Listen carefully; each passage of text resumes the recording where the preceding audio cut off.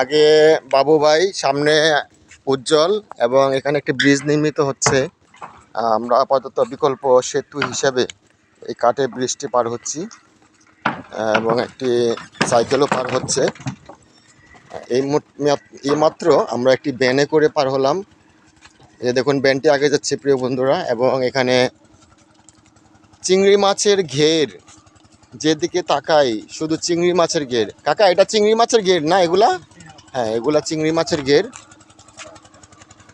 এবং দেখুন এখানে জিওল গাছ, রোডের চারপাশে দুপাশে প্রচুর জিওল গাছ, এবং একটি পাখিও এখানে আমরা দেখছি।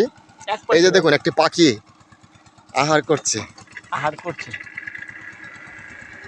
অসাধারণ পাখিটি। পাখিটার নাম কি ভাই? পাখিটার নাম অবশ্যই আপনারা আমাকে কমেন্টের মাধ্যমে জানাবেন, আমি যেহেতু নামটা জানি না। ভাই, এখানে কি করতেছে ওরা? বালি উঠাচ্ছে। এই যে দেখুন, এখানে অনেকগুলো লোক বালি উঠাচ্ছে।